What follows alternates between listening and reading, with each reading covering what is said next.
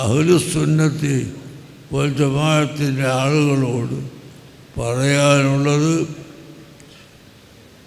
അള്ളാഹുവിൻ്റെ സൃഷ്ടികളിൽ ഒന്നാമത്തെ പ്രിയവും രണ്ടാമത്തെ പ്രിയവും മൂന്നാമത്തെ പ്രിയവും എല്ലാ മഹബത്തും നമുക്ക് റസൂലുള്ളാഹി സ്വല്ലല്ലാഹു അലൈഹി വസല്ലം തങ്ങളോട് വേണം.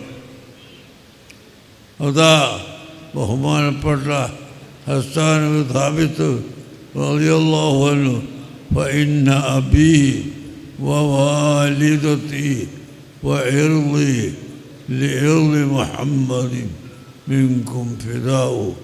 എൻ്റെ ഉമ്മയും എൻ്റെ ബാപ്പയും എൻ്റെ അഭിമാനവും എല്ലാം റസൂലുള്ളാഹിയുടെ അഭിമാനം സംരക്ഷിക്കാൻ ദണ്ഡമാണ്, സമർപ്പണമാണ് എന്ന് പറഞ്ഞപ്പോൾ ആയിഷ റളിയല്ലാഹു അൻഹ പറയുന്നത്, ഹസ്സാൻ ബിൻ സാബിത്തിൻ്റെ എല്ലാ ദോഷങ്ങളും ഇതുകൊണ്ട് പൊറുക്കപ്പെട്ടു പോയി.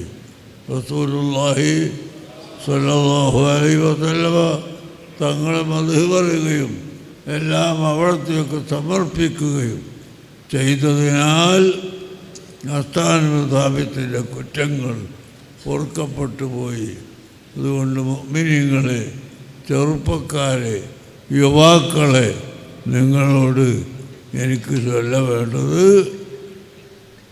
നിങ്ങൾ ഈമാൻ സലാമത്താകണമോ അഷ്റഫുൽ ഖൽഖ് മുഹമ്മദുർ റസൂലുള്ളാഹി സ്വല്ലല്ലാഹു അലൈഹി വസല്ലമ തങ്ങളെ നമ്മൾ മഹബത്ത് വെക്കണം.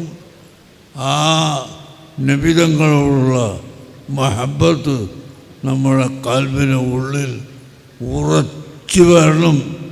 അപ്പോൾ മാത്രമേ നാം മുഅ്മിനാവുകയുള്ളൂ. എങ്കിൽ മാത്രമേ അള്ളാഹുവെപ്പറ്റി നമുക്ക് പഠിക്കാൻ കഴിയുകയുള്ളൂ. അള്ളാഹുവിനെ പറ്റി പഠിക്കാൻ കഴിയണമെങ്കിൽ മുതലാണ് റസൂലുള്ളാഹിനെ പറ്റി പഠിക്കുക വേണം. അല്ലാഹു സുബ്ഹാനഹു വ തആല നിങ്ങളെയും നമ്മളെ എല്ലാവരെയും അള്ളാഹുവിൻ്റെ ഹബീബിൻ്റെ മുഹിബീങ്ങളിൽ പെടുത്തി തരുമാറാകട്ടെ.